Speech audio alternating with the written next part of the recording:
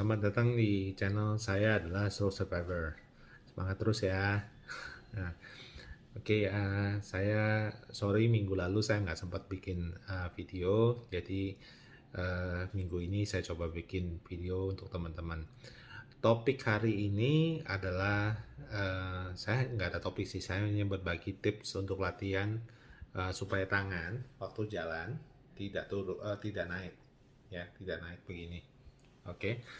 Eh, Pertama saya jelasin dulu kenapa tangannya naik, ya. Tangan kita kalau jalan cenderung tuh bisa seperti ini, naik, ya, terutama teman-teman yang masih baru. Tangannya naik, ya, begini. Alasannya kenapa? Karena kita tegang, ya, karena kita takut jatuh. Kita belum seimbang, ya. Jadi ini faktor-faktor yang menyebabkan tangan kita naik, ya. Nah, kenapa eh, bukan kenapa, gimana caranya supaya tangan kita nggak naik. Nah, kalau kita ngomong sebab akibat, ya karena tadi penyebab itu naik karena kita tegang. Jadi kalau kita nggak supaya tidak naik, ya kita harus relax atau santai atau tenang, ya kan. Nah, untuk bisa tenang kita harus bisa seimbang. Karena tadi kan kalau kita tegang, sebenarnya kenapa kita tegang? Karena takut jatuh.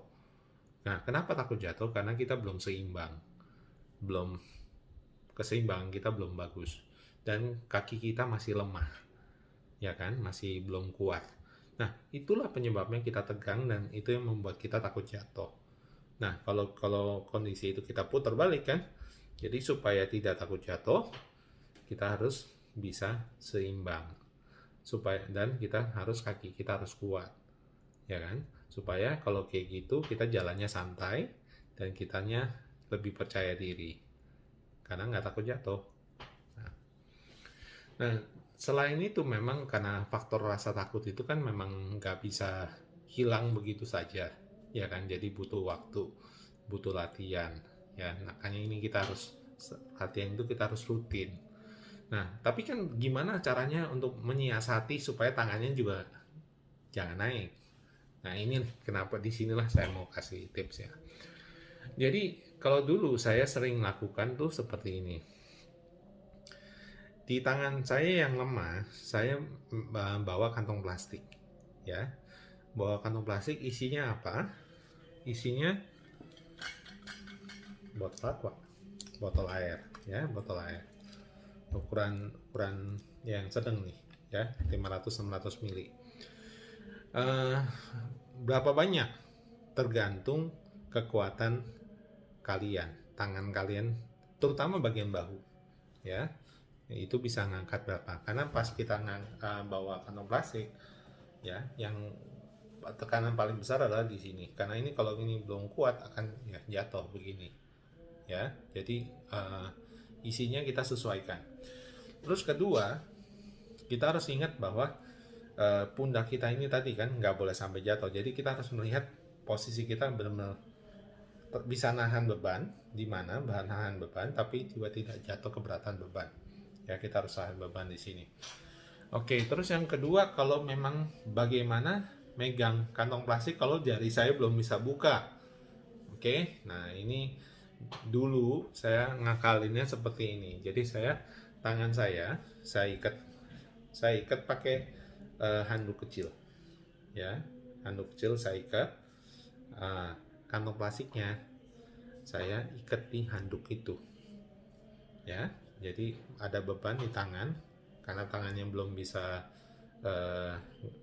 buka tutup, belum bisa megang, atau kalau emang bisa ya dicantelin di jari-jari begitu. Nah, ada juga caranya begini. Jadi kantong plastiknya kan ada lubangnya tuh, masukin dulu ke sini, masuk baru pegang. Ya, itu juga satu cara. Nah, terus cara latihannya gimana? Ya, kita pegang kantong plastik. Ingat, pundak harus bisa nahan ya, jangan sampai turun, jangan miring begini, tapi harus tahan. Makanya bebannya disesuaikan. Nah, terus kalau latihannya jangan di rumah, kalau bisa jangan di rumah, karena Kalau di rumah tuh bawaannya lebih suasana hatinya beda ya. Kalau kita latihan jalan suasana hati kita beda dan bawaannya akan lebih males ya. Nah, kalau kalau satu cara metode yang menurut saya cukup efektif itu pokoknya kita keluar dari rumah, uh, tinggal kita tentukannya ya, belok kiri belok kanan bebas ya kan. Nah, kalau mau belok kiri, kita pasang timer, pasang alarm timer 15 menit kita jalan. Ya udah, belok kiri jalan 15 menit, kita jalannya santai, bukan ngejar cepet ya, bukan ngejar cepet, bukan ngejar jauh ya. Kita jalan santai aja, santai jalan, karena kita mau melatih supaya tangan kita nggak turun, ya nggak naik, sorry, supaya tangan kita turun dan nggak naik ya. Jadi kita jalannya santai, ya udah jalan aja 15 menit ke sana. Sampai sana 15, sampai handphonenya bunyi, alarmnya bunyi, ya udah kita berhenti, kita lihat dulu posisi kita di mana. Nah, itu jadi patokan kita nanti. Artinya saya jalan santai, saya bisa sampai situ. Ya, misalkan di situ Indomaret gitu. Ya udah, artinya saya 15 menit sampai di Indomaret. Saya harus jalan balik 15 menit lagi. Ya kan? Nah, kenapa tadi saya isi kantongnya isi botol air? Ya, sampai sana capek kan, ya udah minum dulu. Dibuka boleh minum, jadi sekalian ngurangin beban juga ngilangin rasa capek ya. Jadi nanti balik bebannya lebih ringan ya kan, karena sudah lebih capek, balik lagi ke rumah 15 menit ngurangin beban, ya udah jalan balik 15 menit. Nah, itu menurut saya cukup efektif, dan karena kita keluar dari rumah suasana hati berbeda ya. Kalau misalkan daerah rumahnya di jalan raya, ya mungkin tuh jangan, bahaya. Ya mungkin cari tempat apa? Tempat lain ya, seperti lapangan bola atau lapangan basket. Ya muter aja. Saya jalan 15 menit, berapa kali muteran, buat santai aja jalannya. Nah, ini ada temen yang lumayan unik nih cari tempat. Tadi saya lihat dia latihan jalannya di lapangan parkir masjid. Jadi kalau masjid ada lapangan parkir yang cukup besar, ya dia muter-muter di sana.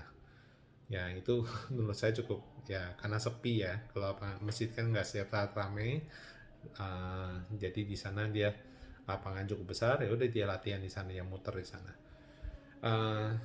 Apalagi yang bisa saya bagi hari ini? Tadi jalan. Ya, intinya latihan ini harus kita lakukan rutin ya, tiap hari kita lakukan. Kenapa tadi saya gunakan timer 15 menit ya? Jadi kalau kita lakukan santai, jalan santai, hari pertama pasti tenaga kita masih belum maksimal. Ya, kenapa kita juga jalan santai. Nah, tapi dengan bertambah kita rutin, mungkin dengan jalan santai kita lakukan tiap hari, mungkin di minggu kedua ya, jarak kalian jalan santainya akan tambah jauh ya. Jadi itu patokan tadi, kalau saya 15 menit sampai Indomaret, mungkin nanti saya lebih jauh lagi di minggu kedua. Nah, itu tanda stamina kita naik. Kenapa kita harus latihan rutin dan konsisten. Jangan ngejar waktu, jangan ngejar jarak, jangan ngejar kecepatan. Jalannya saya harus santai aja. Ingat kayak kita jalan-jalan di mall. Kalau lagi jalan di mall kan nggak mungkin jalannya cepet kan, santai, karena kita mau lihat-lihat kiri kanan. Nah, itu sambil jalan juga santai, ngeliat kiri kanan, kita jalan santai ya. Nah, ini latihan untuk membiasakan diri kita untuk santai, tangannya supaya nggak naik. Nah, untuk cara jalan yang benar kan sudah ada lagi ya videonya ya. Itu kalau untuk cara belajar cara jalan yang benar, latihannya bisa dalam rumah. Kalau ini lebih cenderung untuk latihan kita santai, relax ya, membangun percaya diri, dan tangannya biasakan lurus. Nah, kalau teman-teman yang masih belum bisa, yang masih jalan pakai tongkat ya, juga sama, ini metodenya boleh dipakai ya. Tetap tangan yang lemah pakai kantong plastik supaya nggak naik ya. Itu kuncinya, cuma kantong plastik ini hanya untuk membantu tangannya turun ya. Disesuaikan juga dengan pundak. Nah, ini kekuatan pundak kita masing-masing berbeda. Nah, itu aja yang perlu diperhatikan. Oke, jika ada pertanyaan, coba silakan di komen. Dan kalau memang bermanfaat, bukan kalau memang bermanfaat, semoga video ini bermanfaat buat kalian teman-teman semua. Nantikan video lainnya berikutnya ya. Oke, selamat sore.